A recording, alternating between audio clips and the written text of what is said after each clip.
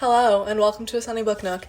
If you hear piano playing in the background, don't mind it at all. It's just a nice little background music for us. I today tried to film my review for The Midnight Lie, but I got like an hour of footage and I realized I was kind of rambling. So we're gonna be trying to do that another day. I just was really excited to jump right ahead and try to review it because, as you can see, it's heavily annotated as I was working on it this morning. But then I was like, fuck it.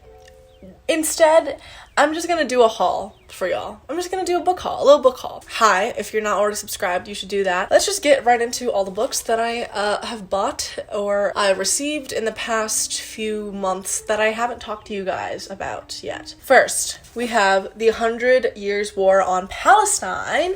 This is a book that I want to read primarily in order to have a more full understanding of the history of Palestine and settler colonialism, because it says a history of settler colonialism and resistance 1917 to 2017.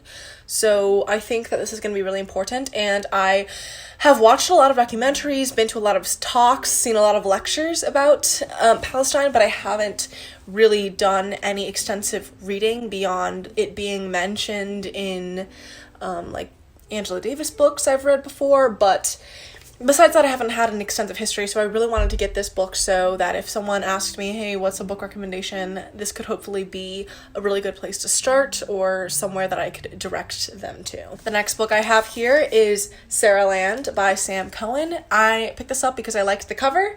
I liked that it was a short story collection, and I've never read from this author before, but it says that Sam Cohen is a queer Jewish femme who was born and raised in suburban Detroit. So, I don't know, I just thought this seems cool, and the inside says, what does it mean to be a Sarah? Are you a suburban Sarah, dreaming of becoming a dolphin? The biblical Sarah, ambivalent about birthing the tribes of Israel? Or even future plastic earth creature Sawa?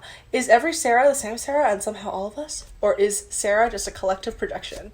So that just sounds really interesting to me, and to be honest, I want to pick it up, so I did. I've also heard no one speak about this. I mean, I've heard very few people speak about a lot of these books, actually, and I love reading books that people haven't really heard about before. I love developing my own original opinions about them. So the next book I have here is Girls of a Certain Age. This is another short story collection, and I just adore the cover. I'm a cover buyer. I love these fucking covers. I'm obsessed with the pastels and the graphics. Oh my gosh. And it's a short story collection, and it's about girls. I love that. It says on the inside that it's a dazzling, darkly playful debut collection about the many impossible choices that accompany 21st century femaleness. So I'm just really excited for this. I love short story collections. I love literary fiction about women. I love when girls do things, and I love reading about it. So excited to get to this. The next book I have here is Hot Stew by Fiona Mosley. This is another literary fiction, I believe, and it says on the inside, in the middle of the bustle of London Soho, among the theatres and sex shops and pubs, there sits a building. It isn't particularly assuming, but its location is prime, and Agatha Howard, a young millionaire with a fortune of mysterious provenance, has decided it's the perfect spot to build condos. First, though, she has to kick out all the tenants. And Precious and Tabitha, two of the women who live and work in a brothel housed in the building, are determined not to go quietly. So it seems like this is a book about gentrification, wealth inequality, and the position of women within society in various classes, and I'm really excited to get to this. I also am addicted to books with hot pink graphics on the cover on top of, like, paintings. You know the books I'm talking about, but I'm just obsessed with this cover, and I can't wait to get to this. The next book I have here is one that has been talked about quite extensively on this here internet platform, and that is Watch Over Me by Nina LaCour. This is a ghosty spiritual coming-of-age book, from what I've heard, and it has queer themes and a sapphic main character, and it's an exploration of trauma and healing and growth, and I'm excited to get to this. I've been meaning to get to this for genuinely months, since it came out like last year, so I'm excited. But again, this has been one that's been sitting on my shelf sitting on my shelf, sitting on my shelf, sitting on my shelf recently. So, you know, it's just been staring at me, and I do need to get to it because everyone who reads it really enjoys it, and I feel like it'd be something that I would enjoy too. The next book I have here is another one that's been highly hyped all over the internet, and that is On Earth We're Briefly Gorgeous by Ocean Vuong. Everyone tells me to read this, so I have to, I guess.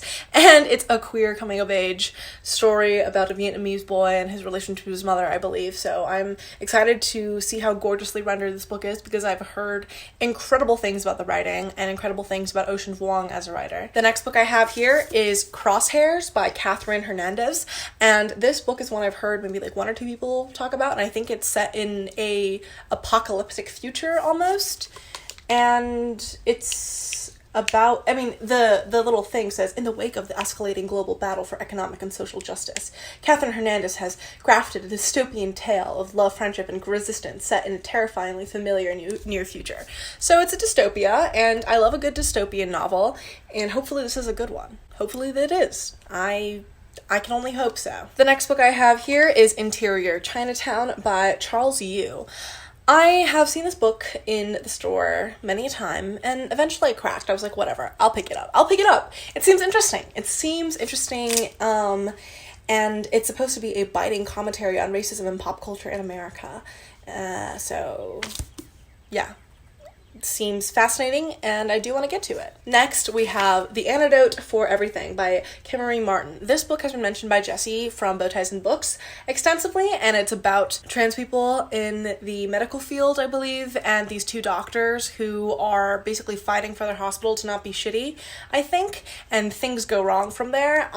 This kind of reminds me of New Waves by Kevin Wen, like this premise, so I'm excited to see where this heads, and when I want to pick up a hard-hitting like contemporary literary fiction, I'll pick it up. And finally, I have here The Sandman by Neil Gaiman. This is a graphic novel, and it's based off of one of Neil Gaiman's books, I do believe. So I'm excited to get to this. I haven't read the original book, but I was sent it for a club I'm in, and I haven't gotten to it yet, unfortunately, but I really do want to. That's my short little mini haul for you.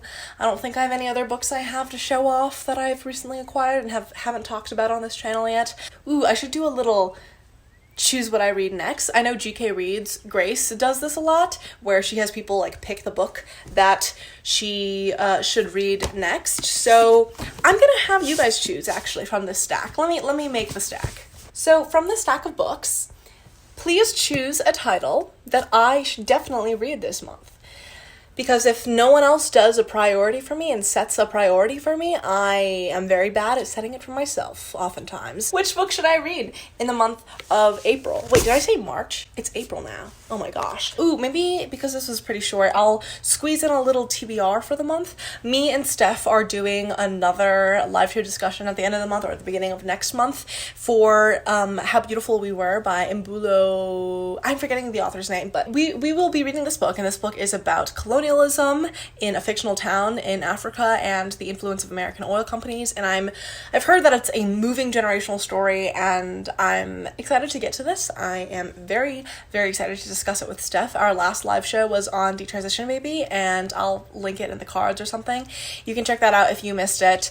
We had a really good time talking about that, so we're excited to do another rendition of this series with another book. That's the only book that is definitely set on my TBR so far, because as we learned from February and March, I'm so bad at doing TBRs, which is why I'm going to put the onus onto you, my audience, this time. You guys can choose which book from this stack I just showed you I should pick up. Otherwise, it'll be entirely mood reading for me because I'm sick of having responsibilities for reading from the past couple months. I can't do it anymore, at least for right now. Thanks so much for watching. Bye!